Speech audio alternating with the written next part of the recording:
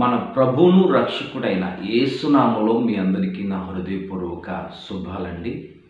స్నేహితులారా, ఎలా ఉన్నారు? మీరంతా క్షేమంగా ఉన్నారని నేనెంతగానో విశ్వసిస్తున్నాను యేసునామాన్ని బట్టి.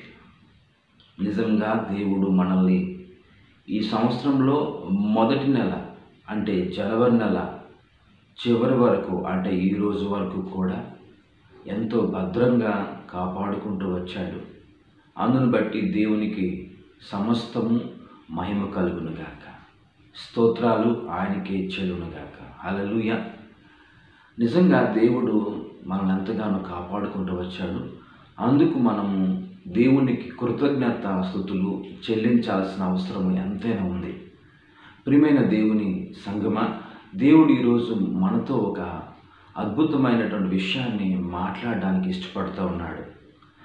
ఇర్మియా గ్రంథము 31వ అధ్యాయంలో 3వ వచనంలో ఈ విధంగా చెప్పబడిన మాట మీతో నేను పంచుకోవడానికి ఇష్టపడుతూ ఉన్నాను. దయచేసి శ్రద్ధగా ఆ మాట బైబిల్ తెరిచి చదువుకుందాము. మీ దగ్గర బైబిల్ ఉంటే ఇప్పుడే తెరిచి చదవండి. ఆ మాట నేను చదువుతున్నాను. ఒకవేళ మీ దగ్గర బైబిల్ లేకపోతే దయచేసి ఈ మాటను శ్రద్ధగా ఆలకించండి.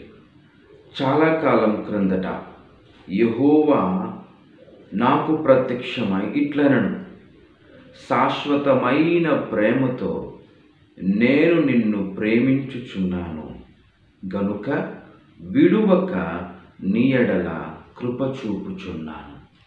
ఇది అద్భుతమైనటువంటి ఒక నిబంధన అని చెప్పచ్చు. నిజంగా నేడు మనము యేసుక్రీస్తు వారి యొక్క నిబంధన క్రింద ఉండటం చాలా ధన్యకరం.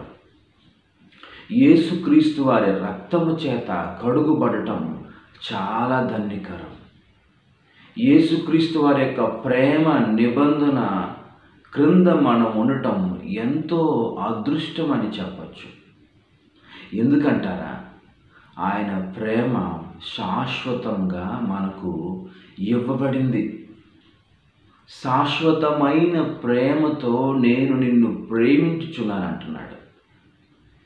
ఎన్నో మార్లు నువ్వు నేను మనమంతా దేవునికి దూరమై దేవునికి విరుద్ధంగా ఎన్నో దుష్కార్యాలు చేసినప్పటికీ ఆయన తన చేతులు చాచి, నా బిడ్డ ఎప్పటికైనా నువ్వు వస్తావు, నేను నిన్ను చేర్చుకుంటానన్నటువంటి గొప్ప ప్రేమ ఆయన కలిగి ఉన్నాడు. మీకు గుర్తుంది కదండి, శాశ్వతమైన ప్రేమ అంటే ఒక అద్భుతమైన ఉదాహరణ మనకు దేవుడు అనుగ్రహించాడు. ఏమిటో తెలుసా? తప్పిపోయిన కుమారుడు గురించి మనకు తెలిసిన సంగతే. తప్పిపోయిన కుమారుడు మళ్ళీ తిరిగి వచ్చేంత వరకు కూడా ఆ తండ్రి ఎంతో ఆశతో ఎదురు చూశాడు, ప్రేమతో ఎదురు చూశాడు. ఆ ప్రేమకు హద్దులే లేవు. వచ్చిన వెంటనే హత్తుకున్నాడు. తన కుమారుణ్ణి తిరస్కరించక హత్తుకున్నాడు, త్రోసివేయక హత్తుకున్నాడు. ప్రేమ అంటే అదేనండి. నిజంగా దేవుడు కూడా మన పట్ల అదే ప్రేమ చూపిస్తున్నాడు. నిజంగా మనం యేసు రక్తము క్రింద ఉండటం చాలా ధన్యకరం. నూతన నిబంధనలో జీవితాన్ని కొనసాగించటం ఎంతో గొప్ప ధన్యకరం అండి. శాశ్వతమైన ప్రేమతో మనల్ని ప్రేమించే యేసుక్రీస్తు వారి నిబంధన ద్వారా మనం నడిపించబడటం ఎంతో అదృష్టం అండి, ఎంతో భాగ్యం అండి, ఎంతో సంతోషం అండి. దేవునికి మహిమ కలుగును గాక. ఈ మాటలు దేవుడు మనకెందుకు చెబుతున్నాడు తెలుసా? దేవుడు నిన్ను విడిచిపెట్టే దేవుడు కాదు. శాశ్వతమైన ప్రేమతో ప్రేమిస్తూ మన యొక్క ప్రతి అవరోధాన్ని దేవుడు దాటించడానికి, ప్రతి అవమానాన్ని దేవుడు తప్పించడానికి, ప్రతి ఆటంకాన్ని కూడా తప్పించడానికి దేవుడు తన ప్రేమను మనకు తోడుగా ఉంచాడు. నీ మీద నా ప్రేమ తక్కువేమి కాలేదు, శాశ్వతంగానే ప్రేమిస్తున్నాను అంటున్నాడు. కాబట్టి మన జీవితంలో, నీ జీవితంలో ఒకవేళ దేవునికి దూరంగా అయిపోయినట్లయితే దేవుడు తన ప్రేమతో నిన్ను పిలుస్తూ ఉన్నాడు. శాశ్వతమైన ప్రేమతో నిన్ను ప్రేమించుచున్నానని చెప్పే మాట ఒక గొప్ప భాగ్యంగా భావించు. శాశ్వతమైన ప్రేమ నిబంధన నీకు ఇచ్చాడు కనుక భయపడకు. దేవుడి దగ్గర తిరిగిరా. దేవుడి దగ్గరకు తిరిగి వచ్చి ఆ ప్రేమను ఆస్వాదించు.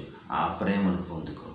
దేవుడు నిన్ను ఖచ్చితంగా దీవిస్తాడు. దేవుడు నేను ఖచ్చితంగా చేర్చుకుంటాడు. ఆ ప్రేమను మళ్ళీ మళ్ళీ మళ్ళీ ఎంతగానో ఆయన నీకు ఇస్తుంటాడు, ప్రేమిస్తుంటాడు. దేవునికి సమస్తమైన కలుగును గాక. Praise the Lord. God be with you.